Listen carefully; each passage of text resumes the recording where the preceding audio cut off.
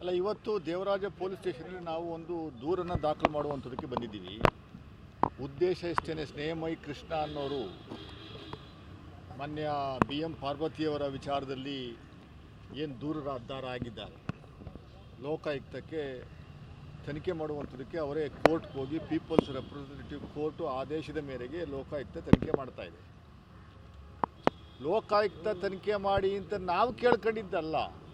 ಸ್ನೇಹಮಯಿ Krishna, TJ Abram ಮತ್ತು ಇನ್ನೊಬ್ಬರು 3 ಜನನು ಕೋರ್ಟ್ಗೆ ಹೋದಾಗ ಕೋರ್ಟಲ್ಲಿ ಅವರು ಭಾಳ ಸ್ಪಷ್ಟವಾಗಿ ಅಫಿಡವಿಟ್ ಮೂಲಕ ಕೋರಿಕೆ ಮಾಡ್ಕೊಂಡಿದ್ದಾರೆ.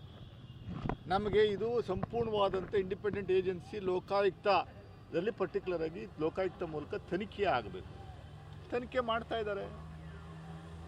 ಕೋರ್ಟ್ ಆದೇಶದ ಮೇರೆಗೆ ತನಿಖೆ ಆಗ್ತಾ ಇದೆ ಲೋಕಾಯುಕ್ತದಲ್ಲಿ. ಲೋಕಾಯುಕ್ತ SP ಮೈಸೂರು SP ಅವರಿಗೆ ರೆಸ್ಪಾನ್ಸಿಬಿಲಿಟಿ ಕೊಟ್ಟಿದ್ದಾರೆ. ಏನು A1 A2 A3 A4 4 ಜನನೂ ಕರೆದು ಅವರು ಆ ಹೇಳಿಕೆಗಳನ್ನು ದಾಖಲಿಸುವಂಥ ಕೆಲಸವನ್ನು ಮಾಡಿದ್ದಾರೆ. ತನಿಖೆ ವರದಿ ಇನ್ನೂ ಕೋರ್ಟಿಗೆ ಸಲ್ಲಿಕೆ ಆಗಿಲ್ಲ. ಕೋರ್ಟಿಗೆ ಸಲ್ಲಿಕೆ ಆಗಬೇಕೆ ಹೊರತು ದೂರದಾರನಿಗೆ ಸಲ್ಲಿಕೆ ಆಗುವಂಥದ್ದಲ್ಲ. ದೂರದಾರನ ಕೇಳ್ಕೊಂಡು ತನಿಖೆ ಯಾವ ರೀತಿ ಮಾಡಬೇಕು ಅನ್ನುವಂಥದ್ದು ವ್ಯವಸ್ಥೆ ನಮ್ಮ ರಾಜ್ಯದಲ್ಲಿ, ದೇಶದಲ್ಲಿ ಇಲ್ಲ. ಕೋರ್ಟ್ಗೆ they are answerable. Lokayukta is answerable only to the court, not to Snehamayi Krishna.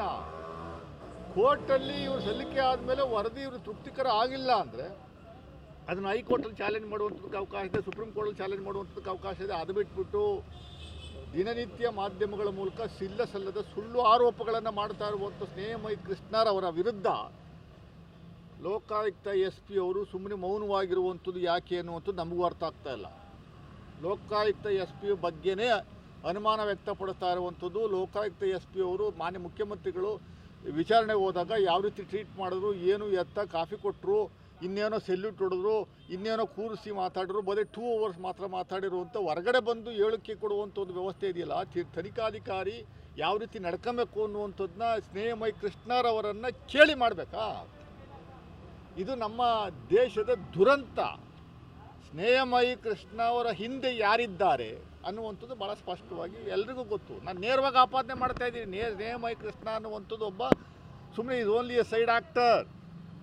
Cinema production ಮತ್ತು ಡೈರೆಕ್ಷನ್ನು ಮೇಯ್ನ್ ಹೀರೋ ಅವರೆಲ್ಲ JDS ಮತ್ತು BJPಯವರು. BJPಯವರು JDSರ ಹುನ್ನಾರ ಇಲ್ಲದೇ, ಅವ್ರ ಸಪೋರ್ಟ್ ಇಲ್ಲದೇ ಏಕೈಕ ಒಬ್ಬ ಆಕ್ಟಿವಿಸ್ಟ್ ಅಂತ ಹೇಳ್ಕೊಂಡು ಇಡೀ ಕರ್ನಾಟಕದಲ್ಲಿ ಪರ್ಟಿಕ್ಯುಲರ್ಗೆ ಮೈಸೂರಲ್ಲಿ ಎಕ್ಸ್ಟಾರ್ಷನಿಸ್ಟ್ ಕೇಸಲ್ಲಿ ಸುಮಾರು 40 ಕೇಸ್ ಇದ್ದಾವೆ.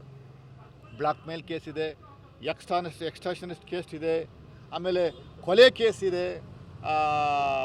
ರೌಡಿ ಶೀಟರ್ ಆಗಿರುವಂಥ ವ್ಯಕ್ತಿ ಒಂದೇ ಒಂದು ದೂರು ಕೊಟ್ಟರೆ ವಿತಿನ್ 1 hour ED ಅವರು FIR ದಾಖಲು ಮಾಡ್ತಾರೆ.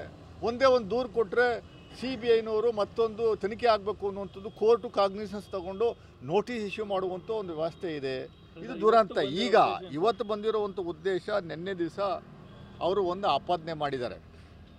ಮಾನ್ಯ ಮುಖ್ಯಮಂತ್ರಿಗಳ ಮಿಸ್ಸಸ್ಸು BM ಪಾರ್ವತಿಯವರು ಏನು ಒಂದು ಸೈಟ್ಗಳನ್ನು ರಿಜಿಸ್ಟ್ರೇಷನ್ ಮಾಡಿಕೊಂಡ್ರು, 14 ಸೈಟ್ಗಳನ್ನು, ಮೂಡಾದರ ಕೊಟ್ಟಂಥ ಸೈಟ್ಗಳನ್ನು ರಿಜಿಸ್ಟ್ರೇಷನ್ ಮಾಡಿಕೊಂಡ್ರ ವಿಚಾರದಲ್ಲಿ ಅವರ ಆಪಾದನೆ ಇದು. ಮೂಡಾ ಪ್ರಕರಣದಲ್ಲಿ ತಮ್ಮ ಪ್ರಭಾವ ಬೀರಿಲ್ಲ ಎಂದು ಹೇಳುವ ಸಿದ್ದರಾಮಯ್ಯನವರಿಗೆ ನಿಮ್ಮ ಪ್ರಭಾವ ಬೀರಿದೆ ಎಂಬುದಕ್ಕೆ ಮತ್ತೊಂದು ಸಾಕ್ಷಿ ಕೊಡುತ್ತಿದ್ದೇನೆ.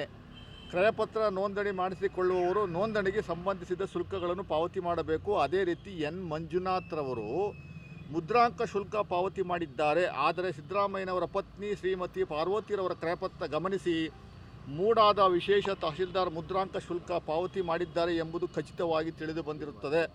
ನನ್ನ ಆರೋಪಕ್ಕೆ ಇದಕ್ಕಿಂತ ಸಾಕ್ಷಿ ಬೇಕೆ?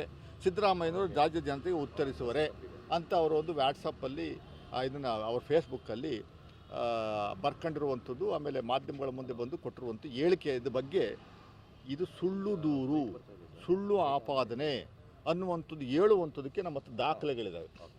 ಅವರು ಮೇಡಮ್ಮು 550 ರೂಪಾಯಿ ಏನು ಸ್ಟ್ಯಾಂಪ್ ಡ್ಯೂಟಿಯನ್ನು ಕಟ್ಟಿದ್ದಾರೆ ನೋಡಿ. ಸ್ಟ್ಯಾಂಪ್ ಡ್ಯೂಟಿದು ಇಲ್ಲಿದೆ, ಅವರ ಹೆಸರಲ್ಲಿದೆ.